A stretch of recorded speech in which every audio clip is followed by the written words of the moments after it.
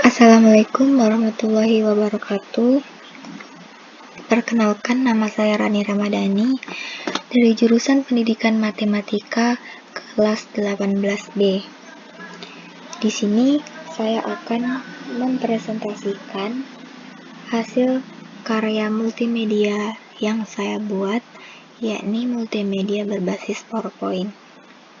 Di mana PowerPoint yang saya buat ini mencakup materi tentang kesebangunan.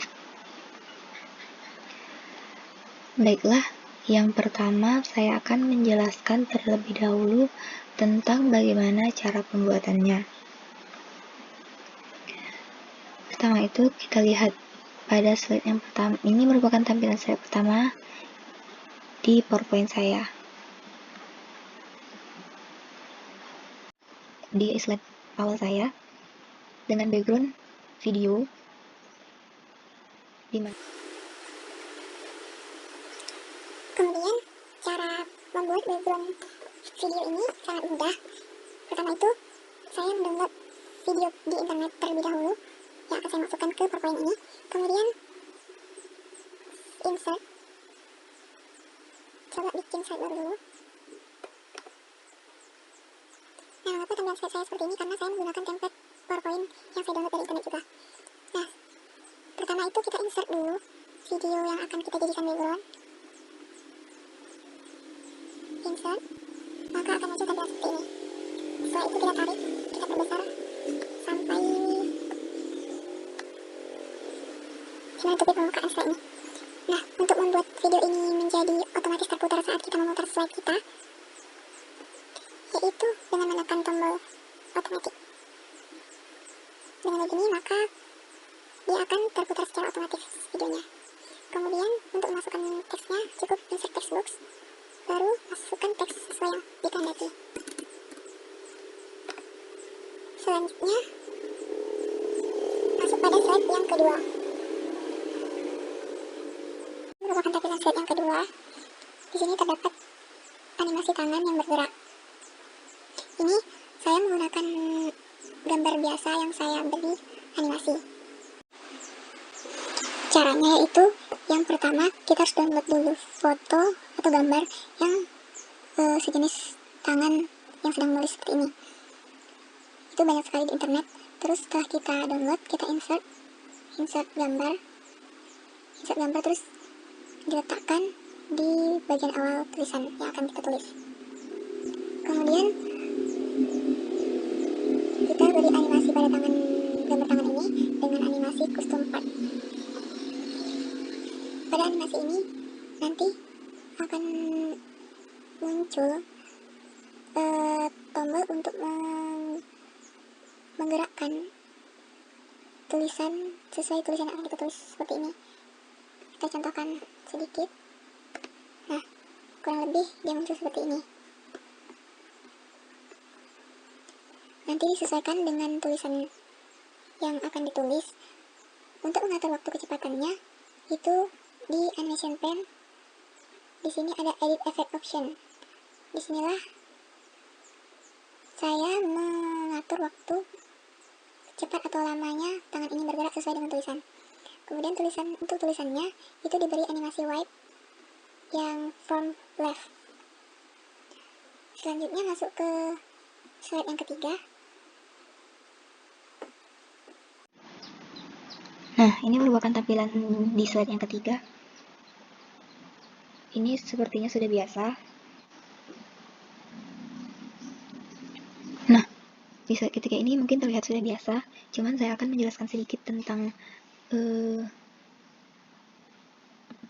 kotak-kotak ini, gimana caranya bisa muncul satu-satu. Yaitu pertama kita blok dulu, baru kita masukkan animation, terserah kita pilih yang mana. Kemudian kita atur waktunya di animation pen ini. Yang terpenting kita buat semua kotak-kotak ini dengan mengklik start with previews agar dia muncul secara otomatis ketika kita tampilkan slide yang ini. Kemudian untuk agar dia muncul satu persatu, hanya kita atur saja ininya yang terlebih dahulu, mana yang terlebih dahulu yang akan kita munculkan.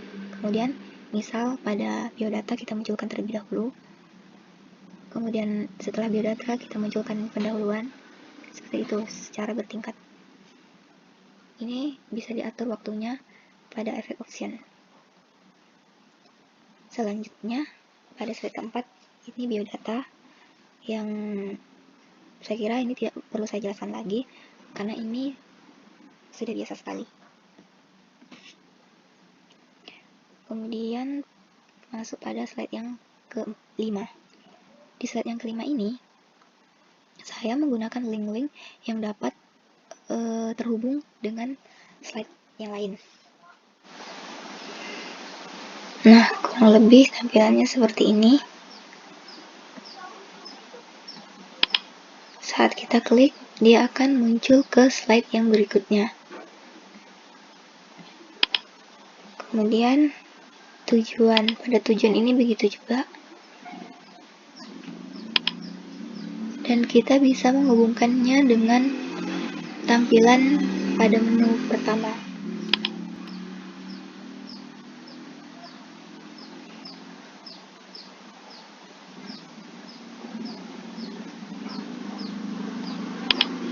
Nah, untuk membuat link-link yang seperti ini, itu caranya cukup mudah sekali.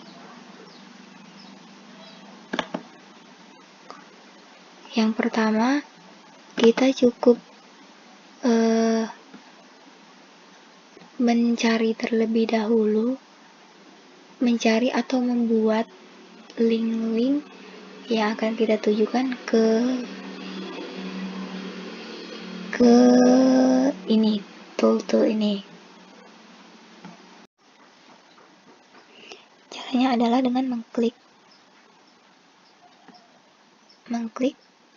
yang akan kita linkkan, baru klik hyperlink, kemudian kita pilih di slide mana yang akan kita linkkan tersebut. Di sini saya pilih slide yang ke-6. Maka dia akan secara otomatis terhubung di slide yang ke-6. Saya kira sudah cukup jelas. Kemudian slide ke-6, ke-7, dan ke-8 ini saya juga menggunakan background video. Ini sama saja seperti cara yang pertama tadi. Kemudian untuk slide yang ke-9, nah ini juga menggunakan background video yang saya download dari internet.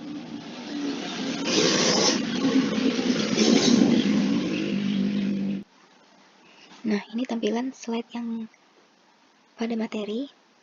Ini saya menggunakan background video yang saya download, dan ini juga terhubung dengan video materi. Ketika kita klikkan, nah, otomatis kita akan bisa menonton video yang saya hubungkan tadi. Caranya sama saja Adik-adik, untuk kalian kelas 9 SMP, kali ini kita akan membuat link pada bagian-bagian tertentu yang saya jelaskan sebelumnya. Kemudian pada slide 10, 11, 5, 14, 12, 13, 14, 15, 16, sampai slide 18 ini saya rasa ini tidak perlu saya jelaskan lagi. Dan pada slide 19 ini merupakan tampilan awal kuis yang jika kita klik mulai, dia akan muncul kuis-kuis yang saya buat. Ini merupakan kuis-kuis yang telah saya susun. Nah, di sini kita coba jalankan kuisnya. Oke, kita klik mulai, maka akan tampil kuisnya. Di sini pada soal pasangan bangun datar berikut yang pasti sebangun adalah kita coba jawab. Cukup kita klik jawaban yang akan kita jawab. Nah, maka akan tampil seperti ini ketika jawaban kita salah. Kemudian kita untuk mengetahui jawaban yang benarnya, di sini ada tampilan kunci jawaban. Nah, nanti kita akan tahu jawaban yang benar.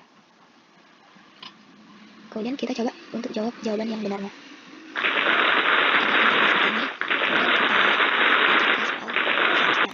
Nah, begini seterusnya. Nah, bagaimana caranya? Ini cukup dengan menglinkkan saja atau menghubungkan link-link yang akan kamu buat ke slide-slide yang lain.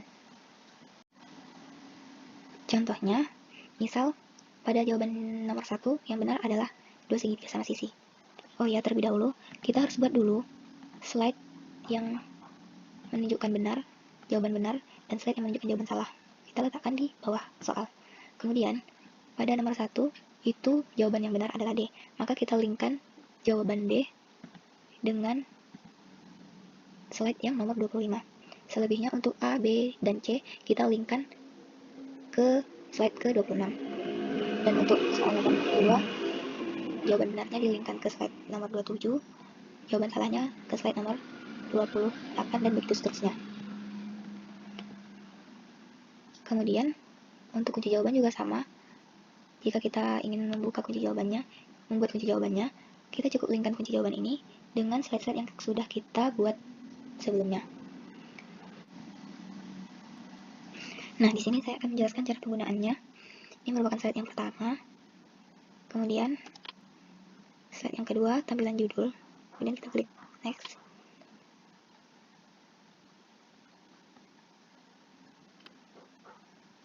Nah, di tampilan slide yang ketiga, itu merupakan tampilan menu, di mana terdapat link-link yang menghubungkan ke slide-slide yang lainnya. Pertama itu ada biodata, kemudian pendahuluan, materi, dan kuis. Di sini kita buka dulu biodata, maka akan muncul biodata saya. Kemudian kembali ke link yang home, kemudian kita klik pendahuluan.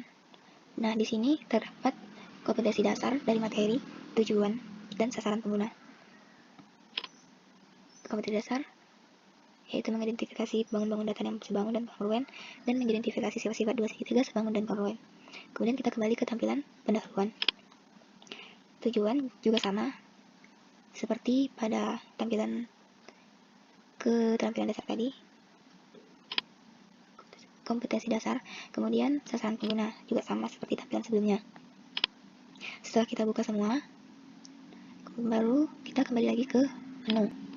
Selanjutnya yaitu kita bahas tentang materi. Nah, di materi ini terdapat lagi bagian-bagiannya. Materi yang saya ambil yaitu tentang menentukan kesebangunan dua bangun datar, yaitu ada bagian A, bagian B. Kemudian juga saya masukkan video supaya menambah pengetahuan. Yang pertama kita buka dulu materi yang pertama. Setelah itu lanjutkan tampilan selanjutnya lagi. Nah, jika tidak ada panah di sebelah kanan lagi, itu bertanda bahwa materi A ini sudah selesai. Maka kita kembali lagi ke menu materi, yaitu bagian B. Nah, di bagian B sama seperti bagian A tadi, klik tampilan selanjutnya untuk mengetahui materi selanjutnya.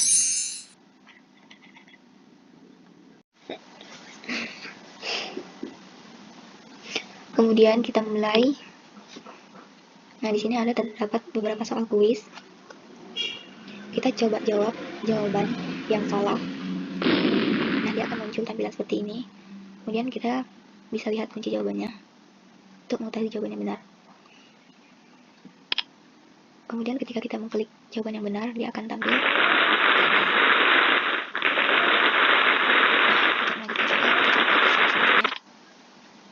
Maka dia akan sama seperti soal yang pertama tadi. Kita lanjut saja. Nah, ini merupakan soal terakhir. Tidak ada tampilan soal selanjutnya karena dia merupakan soal yang terakhir. Nah, setelah ini, maka dia sudah berakhir.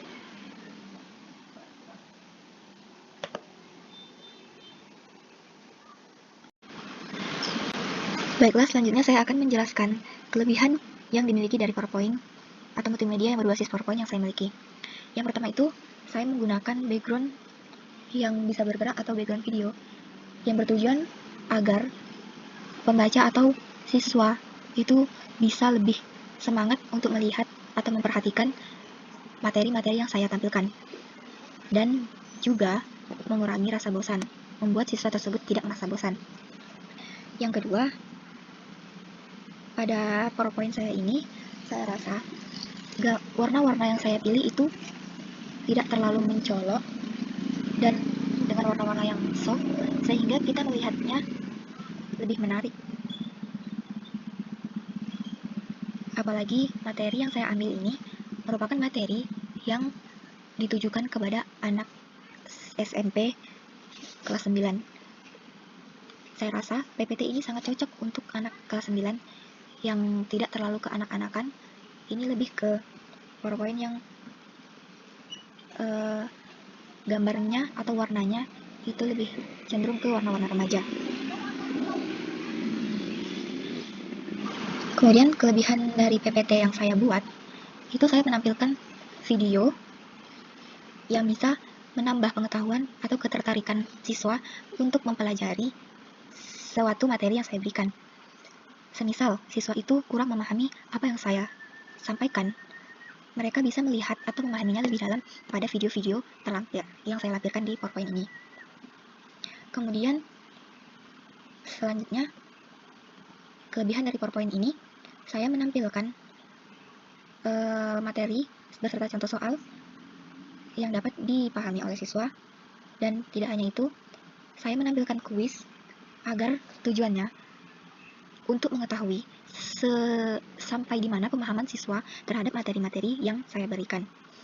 Dan kuis yang saya berikan juga memiliki tampilan dan fitur yang menarik.